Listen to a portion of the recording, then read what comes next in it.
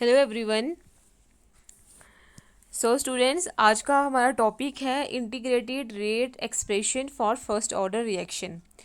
कल हमने पढ़ा था integrated rate expression for zero order reaction. आज हम फर्स्ट ऑर्डर के लिए पढ़ेंगे। एक रिएक्शन को जो हमारे पास रेट लॉ था या फिर जो डिफरेंशियल रेट इक्वेशन थी उसको ज़्यादा एक्यूरेट बनाने के लिए हम उस इक्वेशन को क्या करते हैं, इंटीग्रेट कर देते हैं, जिससे हम उसको बोलते हैं वो क्या है, इंटीग्रेटेड रेट एक्सप्रेशन है। तो ये भी हमने देखा था कि जो इंटीग्रेटेड रेट एक्सप्रेशन होती है वो अलग अलग ऑर्डर रिएक्शन के लिए अलग अलग होती है। वैसे ही कल हमने ज़ीरो ऑर्डर के लिए पढ़ी थी, आज हम पढ़ेंगे फर्स्ट ऑर्डर के लिए। अब फर्स्ट ऑर्डर रिएक्शन पहले हम देखेंगे क्या होती हैं।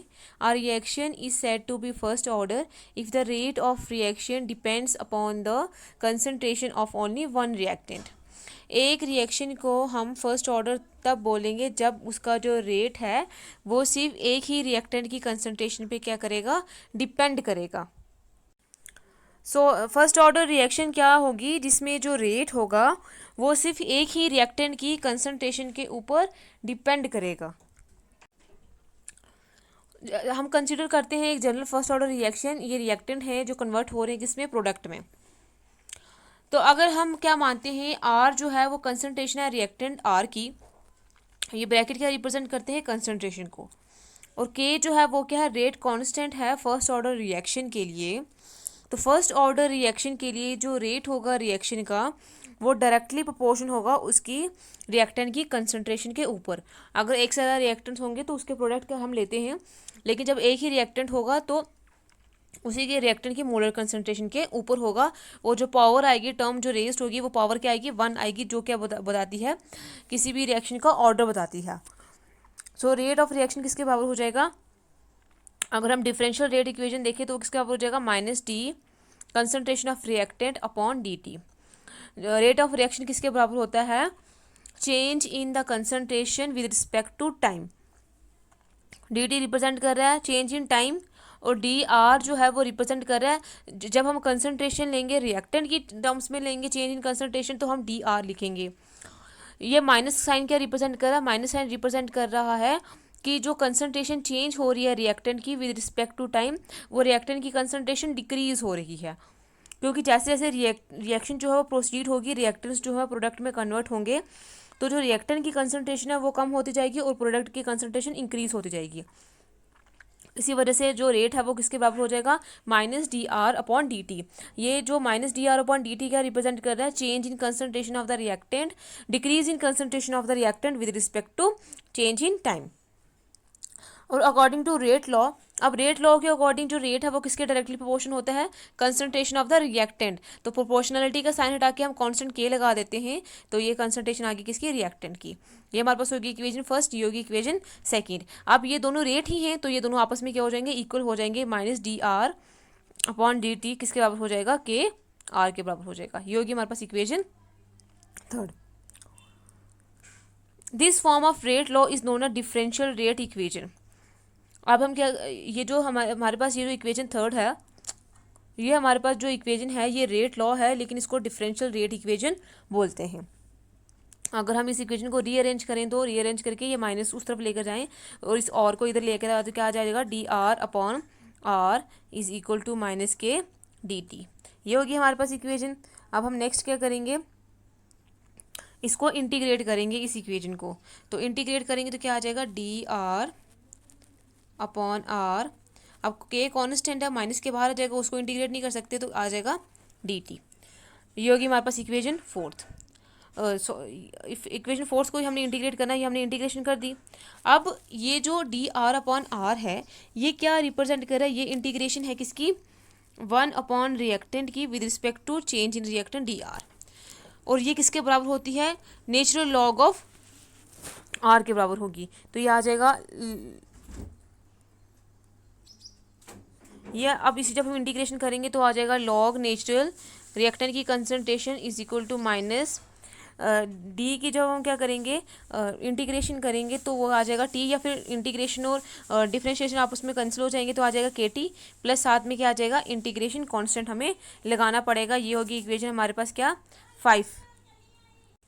जो यहाँ पे हमारे पास आई है वो क्या है, इंटीग्रेशन कांस्टेंट है, कांस्टेंट ऑफ इंटीग्रेशन है, और इसकी जो वैल्यू है आई की वो हम कैलकुलेट करेंगे from the initial concentration. Initial concentration का मतलब ये है जैसे रिएक्टेंट जो हैं वो प्रोडक्ट में कन्वर्ट हो रहे हैं। सपोज करते हैं जब टाइम ज़ीरो था, मतलब जब रिएक्शन स्टार्ट हो रही थी, शुरू होने वाली थी, तो रिएक्टेंट की कंसंट्रेशन और नॉट थी, और जैसे ही टाइम आगे अगर इंक्रीज होता गया टाइम के साथ चेंज कर, जैसे टाइम टी पे जो रिएक्टेंट की कंसंट्रेशन वो आर थी, तो इनिशियल कंसंट्रेशन का मतलब वो कंसंट्रेशन जब टाइम क्या था, ज़ीरो था। जो इंटीग्रेशन कांस्टेंट की वैल्यू है वो किसके ऊपर डिपेंड करेगी, इसी इनिशियल कंसंट्रेशन के ऊपर डिपेंड करेगी। For example the initial concentration of R, suppose करते हैं कि आर की जो इनिशियल कंसंट्रेशन थी, जो स्टार्टिंग में कंसंट्रेशन थी वो क्या थी, आर नॉट थी, जब टाइम क्या था, ज़ीरो था, जब रिएक्शन जो थी वो स्टार्ट होने वाली थी। जब हम इसको पुट करेंगे इक्वेशन फिफ्थ में तो क्या आ जाएगा, लॉग नेचुरल आर, जब टाइम ज़ीरो था तो आर किसके बराबर हो जाएगा, और नॉट के बराबर हो जाएगा, इनिशियल कंसंट्रेशन के बराबर हो जाएगा। तो वही हम इधर डालेंगे इक्वल टू माइनस के, जब कंसंट्रेशन और नॉट के बराबर होगी तब टाइम क्या होगा, ज़ीरो के बराबर होगा, तो टाइम की जगह आ जाएगा ज़ीरो प्लस आई, के को जीरो से करेंगे तो जीरो आएगा, तो लॉग नेचुरल और नॉट किसके बराबर हो जाएगा, आई के बराबर हो जाएगा। यहाँ से हमने आई की जो वैल्यू है इंटीग्रेशन कांस्टेंट की वैल्यू वो निकाल दी है।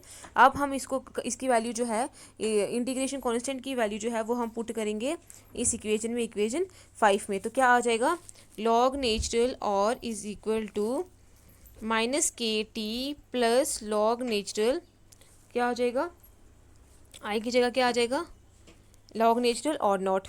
ये होगी हमारे पास इक्वेशन 6। अब हम इसको क्या करेंगे, इस इक्वेशन को रीअरेंज करेंगे, करेंगे, ये प्लस का इस तरफ आके माइनस का हो जाएगा, इसको हमने इस तरफ लेकर जाना, ये प्लस का माइनस का हो जाएगा, और ये माइनस का इस तरह आके क्या हो जाएगा, प्लस का हो जाएगा, और क्या आ जाएगा, लॉग नेचुरल लॉग और नॉट माइनस नेचुरल लॉग और is equal to K T. अब ये सेम ही है, तो ये क्या हो जाएगा, नेचुरल लॉग, यहाँ पे हम इसको डिवाइड में ले जाएंगे, जब हम इसको कॉमन लेंगे तो क्या आ जाएगा, R naught upon R is equal to K T. अब हमें के की वैल्यू यहाँ से कांस्टेंट की वैल्यू निकालनी है, तो ये मल्टीप्लिकेशन में है, तो इक्वल टू के उस तरफ जाकर क्या आ जाएगा, डिवाइड में हो जाएगा, तो आ जाएगा 1 अपॉन टी नेचुरल लॉग और नॉट अपॉन आर। ये होगी हमारे पास इक्वेशन 7।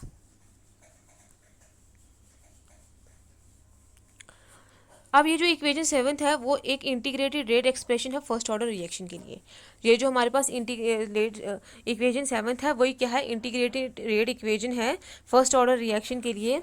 अब अगर हम क्या करेंगे, इस इक्वेशन को चेंज करेंगे to log base 10, log natural को चेंज करेंगे लॉग बेस 10 को, तो वो किसके बराबर हो जाएगा, 2.303 लॉग एक्स के बराबर हो जाएगा। लॉग एक्स यहाँ पे क्या ही है, जो यहाँ पे हमने जिसको चेंज करना है लॉग नेचुरल को, तो इसकी वैल्यू अगर हम पुट करेंगे लॉग नेचुरल को लॉग बेस 10 में चेंज करेंगे तो क्या आ जाएगा, K is equal to log natural की जगह क्या आ जाएगा, 2.303 upon T log of R naught upon R. ये जो हमारे पास इक्वेशन 8 बनी है वही क्या है, इसको भी हम बोलेंगे ये भी क्या है, इंटीग्रेटेड रेट एक्सप्रेशन है, किसके लिए, फर्स्ट ऑर्डर रिएक्शन के लिए। तो इस तरीके से हम इंटीग्रेटेड रेट एक्सप्रेशन जो है फर्स्ट ऑर्डर के लिए डिराइव कर सकते हैं। उसके बाद नेक्स्ट है इस इक्वेशन के सिग्निफिकेंस, इंटीग्रेटेड रेट इक्वेशन के सिग्निफिकेंस क्या है। So the integrated rate equation can be use in the following veg, किस किस में यूज़ कर सकते हैं इस इक्वेशन को। फर्स्ट है ऑर्डर ऑफ रिएक्शन, फर्स्ट है हमारे पास order of reaction, all reaction of first order में obey the following equation.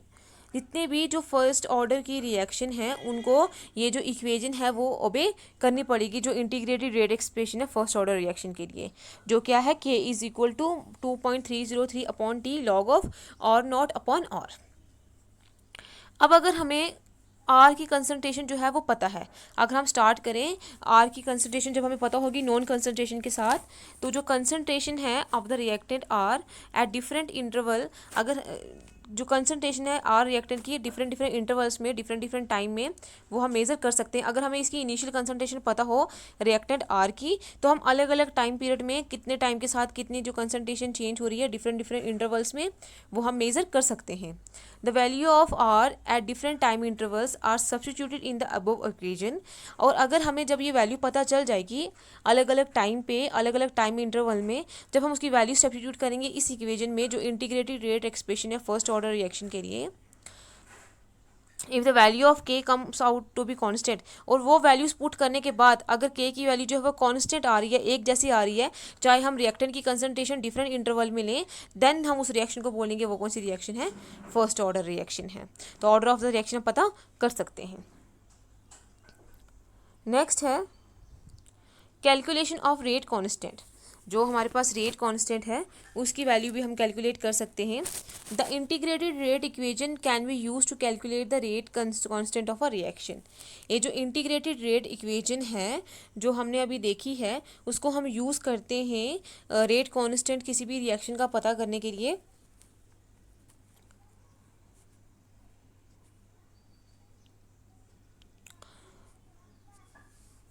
If the reaction is known to be of first order, then by substituting the initial concentration of the reactant and the concentration at different times in the equation 8th, the value of के can be calculated.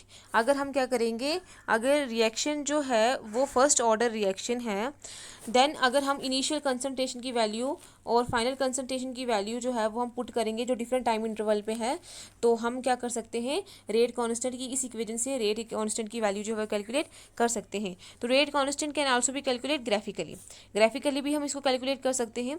जो ये हमारे पास equation 8 थी वो क्या थी, K is equal to 2.303 upon T log of R naught concentration upon R. ये थी हमारे पास इक्वेशन 8। अगर हम इसको रीअरेंज करके लिखेंगे तो क्या आएगा, ये यहाँ पे डिवाइड में है, ये डिवाइड में है तो उधर जाके मल्टीप्लाई में हो जाएगा, और ये यहाँ पे ये मतलब दोनों टर्म को जब हम इक्वल टू की इस तरफ लेकर जाएंगे तो ये उल्टा हो जाएगा। तो क्या आ जाएगा, K T upon 2.303 is equal to log of R naught upon R. R naught क्या रिप्रेजेंट कर रहा है, इनिशियल कंसंट्रेशन, और आर क्या रिप्रेजेंट कर रहा है, रिएक्टेंट की concentration at any time. So जब हम इसको चेंज करेंगे तो क्या आ जाएगा, दोबारा से लॉग, जब हम लॉग दोनों का लेंगे तो आर नॉट माइनस में हो जाएगा लॉग ऑफ आर। ये हमारे पास होगी इक्वेशन। फिर अगर हम क्या करेंगे, इसको और चेंज करेंगे तो क्या आएगा, लॉग ऑफ आर अगर हम माइनस का है उस तरफ लेकर जाएंगे तो ये प्लस का हो जाएगा, और ये प्लस का अगर हम इस तरफ लेकर आएंगे तो माइनस का हो जाएगा। तो क्या आ जाएगा, log of R is equal to minus K T upon 2.303 plus log of R naught. ये होगी हमारे पास इक्वेशन 10। ये जो इक्वेशन 10 है, ये जो हमारे पास इक्वेशन 10 है वो इक्वेशन जो है वो हम मैथमेटिकल जो एक्सप्रेशन है y is equal to M X plus 3 इसके साथ कंपेयर कर सकते हैं। m और y क्या है, एक्सिस, m भी एक्सिस है। m जो है वो जब हम इन दोनों को एक दूसरे के अगेंस्ट प्लॉट करेंगे तो m स्लोप बताता है, और c जो है वो कांस्टेंट है जो हमें क्या बताएगा, इंटरसेप्ट बताएगा कि जो लाइन है वो किस एक्सिस पे टच कर रही है। तो जब हम एक ग्राफ को प्लॉट करेंगे, y यहाँ पे क्या है, लॉग ऑफ r। तो y एक्सिस को जब हम x एक्सिस में प्लॉट करेंगे, x यहाँ पे क्या है, t, वेरिएबल स्पीशीज क्या है, यहाँ पे t है। तो इसी वजह से हम t के साथ जब टाइम के साथ इसको प्लॉट करेंगे लॉग ऑफ और यहाँ पे टाइम t लेंगे जो सेकंड में दिया होगा। तो ये जो m है यहाँ पे x के साथ m जो है वो क्या है, माइनस के 2.303, और कॉन्स्टेंट c क्या है, इंटरसेप्ट क्या है, लॉग और नॉट। तो ये हम इसको ग्राफ को जब प्लॉट करेंगे लॉग ऑफ और वर्सेस t, तो क्या होगा, हमें एक स्ट्रेट लाइन मिलेगी। जब हम क्या करेंगे, लॉग ऑफ और को टाइम के साथ प्लॉट करेंगे डिफरेंट टाइम इंटरवल में, तो हमें एक स्ट्रेट लाइन मिलेगी जो हमें फिगर में दिखाई दे रही है। और इस लाइन का जो स्लोप होगा वो किसके बराबर होगा, माइनस के 2/2.303, और इसका जो इंटरसेप्ट होगा जिसमें जो लाइन है वो एक्सिस में टच करेगी वो क्या होगा, लॉग और नॉट। अब इस इक्वेशन में ये जो स्ट्रेट लाइन इसलिए आई है, ये इक्वेशन हमें क्या बता रही है कि ये हमें बता रही है कि पहले जब टाइम 0 था, जब रिएक्शन अभी स्टार्ट ही हुई थी, तो रिएक्टेंट की कंसंट्रेशन मैक्सिमम थी जो क्या थी, लॉग और नॉट थी, इनिशियल कंसंट्रेशन। और जैसे जैसे टाइम आगे होता गया, रिएक्शन आगे प्रोसीड होती गई, तो ये जो रिएक्टेंट की कंसंट्रेशन है वो क्या होती गई, डिक्रीज होती गई। तो ये हमें डिक्रीज बता रहा है किसका, रिएक्टेंट की कंसंट्रेशन का। और स्लोप जो है वो माइनस के अपॉन 2.30 आया है, जिसमें पता चल रहा है कि जो रिएक्टेंट की कंसंट्रेशन है वो क्या हो रही है, डिक्रीज हो रही है। सो ये है लॉग और वर्सेस टाइम टी। अब हम एक और ग्राफ इसमें ड्रॉ कर सकते हैं। अगर जो हमारे पास ये जो इक्वेशन थी, अगर हम इसको एक और तरीके से रिप्रेजेंट करें तो ये वाली इक्वेशन जिसको हमने इंटीग्रेटेड रेट लॉ एक्सप्रेशन को रीअरेंज करके रखा हुआ था, तो अब यहाँ पे ये जो हमारे पास इक्वेशन है, अब यहाँ पे अगर हम कोई ज़ीरो ले लेते हैं, ज़ीरो लगाना ना लगाना एक ही बात है, बट इसको हम कंपेयर कर रहे हैं किसके साथ, y is equal to M X plus C constant के साथ कंपेयर कर रहे हैं। यहाँ पे y जो है वो ये है log R naught upon R, और x जो है वो क्या है, जो वेरिएबल स्पीशीज़ है, जो यहाँ पे क्या है टाइम है, और m जो है जो स्लोप बताता है वो क्या है k अपॉन 2.303, और कांस्टेंट जो है वो हमने ले लिया है 0। और जब हम इसको क्या करेंगे, y एक्सिस को x एक्सिस के अगेंस्ट प्लॉट करेंगे, मतलब लॉग और नॉट अपॉन और को t की एक्सिस के अगेंस्ट क्या करेंगे, डिफरेंट डिफरेंट टाइम इंटरवल्स में अगेंस्ट क्या है जो हम प्लॉट करेंगे, तो हमें स्लोप दिखाई देगा एक स्ट्रेट लाइन का, जो किसके बराबर होगा, k अपॉन 2.303 के। ये जो m है वो स्लोप बताता है, और m यहाँ पे क्या है, k अपॉन 2.303 और पॉजिटिव का है।